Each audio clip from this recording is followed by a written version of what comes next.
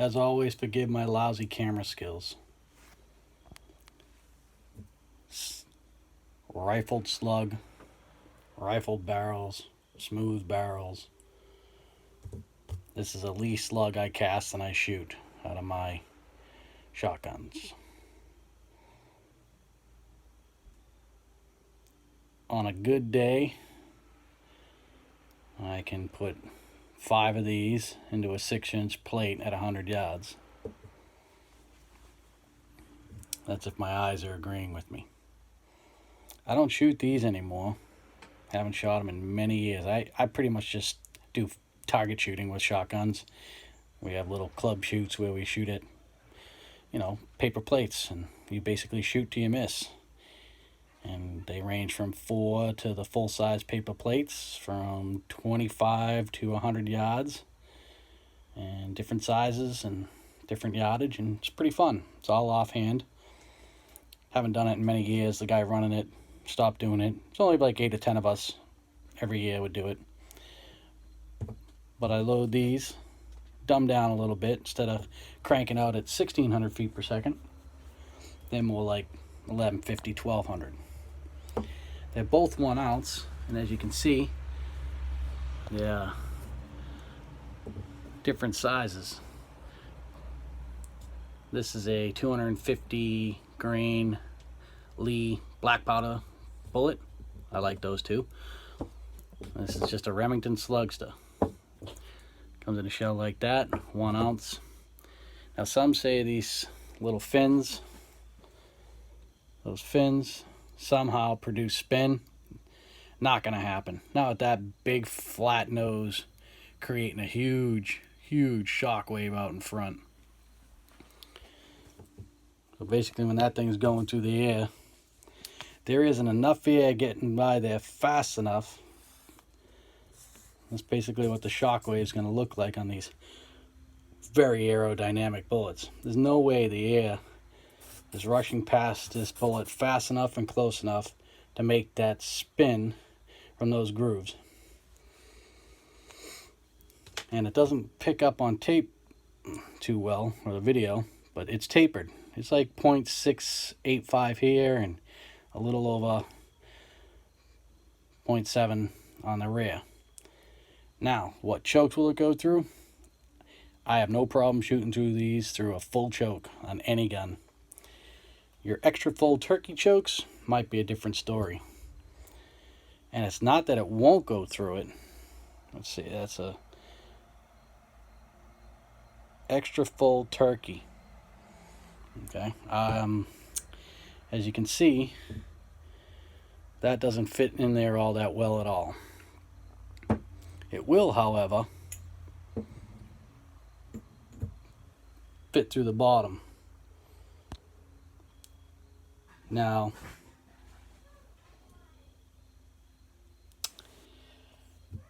so I have no doubt that bullet will swage all the way through and out that at 1,600 feet per second. The problem is these thin little choke screws. Although strong, they're very thin. I would think repeated shots of that bullet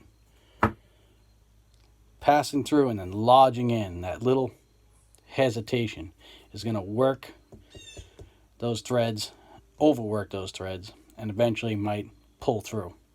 Same if you're shooting through a extra full fixed choke, but I don't think I've ever seen an extra full fixed choke.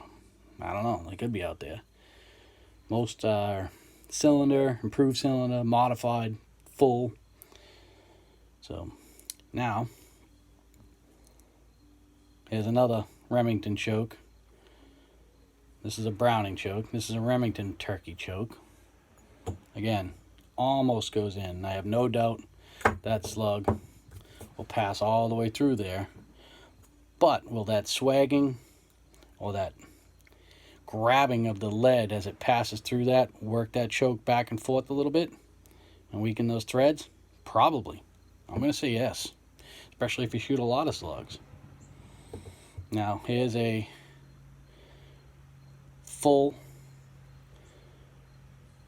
plus full choke, whatever that means, I don't think I've ever used this choke. I think it was in the gun when I got it. That's a Browning choke. So that's a plus full. Same thing. No doubt that will pass right through there. Now my lees, the lees are small. They're designed to go into a wad. That will pass right through just about everything. The only thing it doesn't go through is the extra full chokes, but I could probably, yeah, just push it and it will go through. So these, even with the wad, I have no problem with. And here's a modified choke. And that, if you have a 870 Express and you have a field barrel, it came with a modified choke. Because modified, you can do just about everything with. Might not do everything well, but from needing cylinder to even turkey loads, your modified choke is going to do the job, and it's going to do it pretty well. And those pass right through. The lead passes right through. And the only thing hanging up is that little edge. See that little edge right there? At the end of the flutes? That's the only thing holding that up. And this lead's so soft, I'm sure I could push that right through if I wanted to.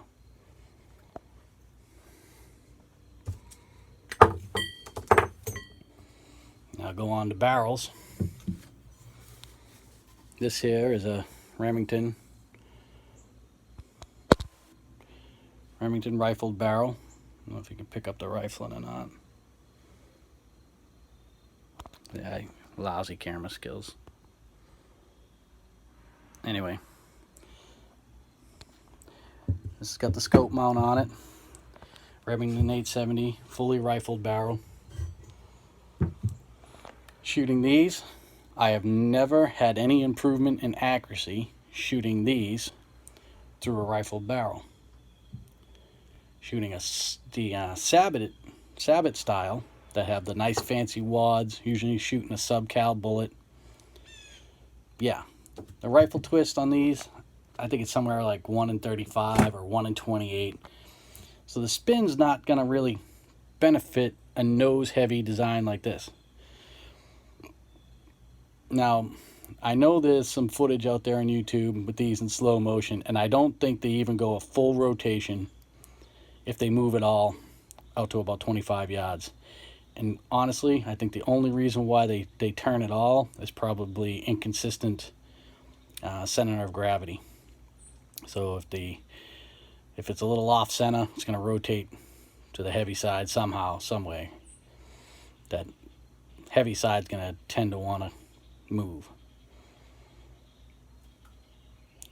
If anything, I've had some instability issues shooting out of the rifle slug with one of these. The rifled barrel with a so-called rifled slug. Now, same thing. The only thing holding this up is that little ridge. I could easily tap that through. If I just took a hard wooden dowel and a hammer, I could easily tap that through. So these, if you're telling me that tiny little band at the end is enough to grab the driving lands inside this barrel and spin it for any improvement in accuracy, no, I'm not buying it. It's just not happening. You can try yourself though. Go ahead. Buy a box of these. Buy a box of decent Sabots with your rifled barrel. Put them side by side and shoot them. I guarantee you'll see no improvement in accuracy. I do know from shooting these through my tiny, short cylinder barrel that accuracy is awful. Same thing though. It won't go past that little groove.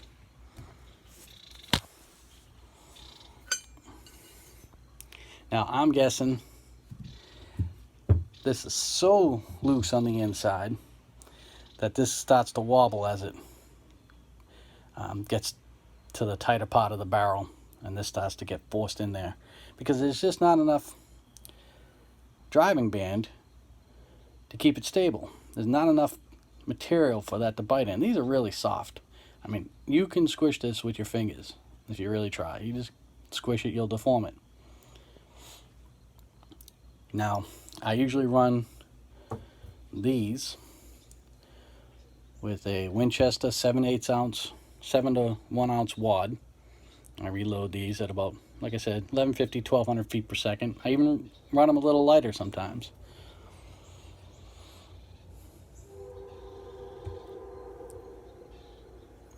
And these, and I usually use my modified choke. Here's my modified. And these all will pass right through a modified choke.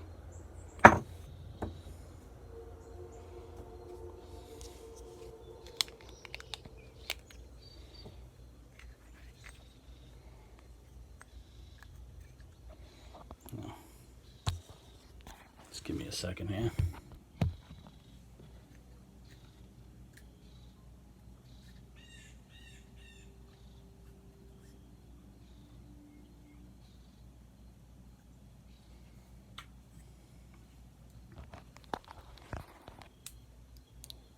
Now, the Lee slug with the wad around it is a very tight fit.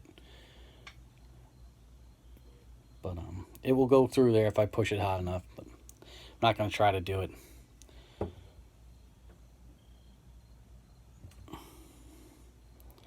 I'm one-handed, but I got it almost there. And that's just pushing with my finger down like that. I don't want to mar up my table under the paper either. So, not really concerned with that. And that's what I use on that. And it will go through a full choke. I've shot many of these through the full choke.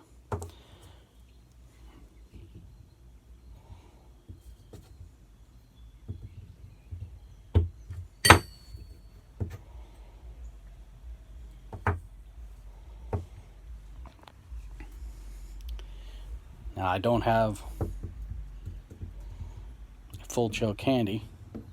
I just have this full choke. My full choke is in the gun, and I'm not digging my gun out. It's in the safe and it's buried. I just happen to have the barrels kicking around and the chokes. But that's that full plus, that Browning full plus. That's almost like a turkey load. So that would definitely squeeze through there if I pushed it hot enough. Definitely go through it at 1600 feet per second. So these don't spin. They're not designed to spin. Like I said, the shock wave created in front of this bullet as it's traveling through the air, there's no way enough air is passing by here to push it on it. Plus, like I said, it has this little lip on it, or I'm just going to call it a driving band right at the end there.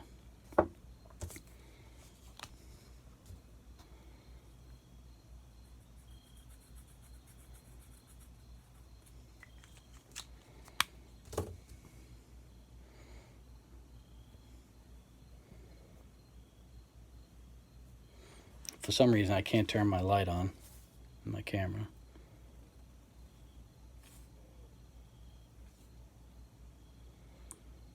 But see how the grooves end on that band. So even if the air was getting by, the air would be deflected out, and I think that would really mess up the flight of the air around it, and it would just not be very aerodynamic. Maybe I'm wrong. Need somebody with some kind of degree in air and fluid dynamics and stuff. The way I see it, like I said, you're going to create a shock wave in front of this as it's traveling, and the air is not going to come down across there quick enough. It's not coming tight to the bullet and entering those grooves. And if it did, wouldn't it hit those ends of those edges and kind of spit out and dump out somewhere? And if these aren't all the same size, same depth, it'll have an uneven dispersion of the air. Like I said, not an engineer. I don't understand physics all that much, other than some things work and some things don't. And the best thing to do is just try it yourself. The camera just does not want to work. So, these don't spin. They don't need to spin. They're designed not to need to spin. They're designed to shoot through a smooth bore barrel, nose heavy design, and it's going to find its target. And most shotguns, the ones that I know anyway, if you can hold 6 minutes of angle out to 100 yards with iron sights, you're doing pretty good. You're right there. Anything better than that, you're doing really well. That's just my take on it.